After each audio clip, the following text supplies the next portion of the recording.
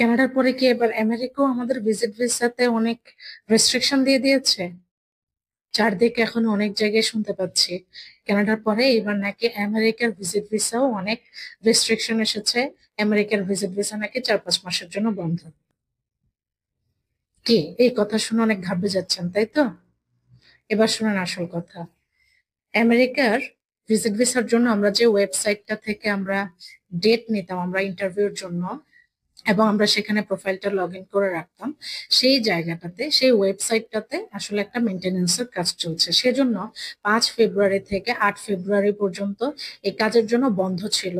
8 ফেব্রুয়ারি থেকে কিন্তু আবার নতুন ভাবে ওই ওয়েবসাইটটা চালু হয়েছে এবং সেখান থেকে আমরা ডেট নিতে পারবো, এবং প্রতি মঙ্গলবার দিন আমরা কিন্তু খুব ভালোভাবে আমরা ডেট নিয়ে নিতে পারবো ইন্টারভিউর জন্য। এটা নিয়ে আর কোনো প্রবলেম নাই।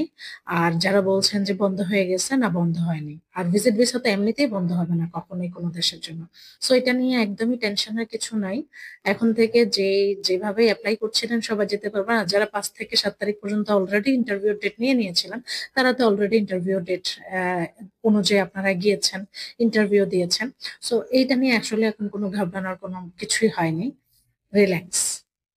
আর যারা কিনা ইন্টারভিউ ডেট দিয়ে অনুযায়ী গিয়েছেন এবং আপনারা অলরেডি ইন্টারভিউটা পার করে ফেলছেন, আপনারা হাতে আপনাদের ভিসা পেয়ে গেছেন, তাদেরকে জানাই যে কংগ্রাচুলেশনস।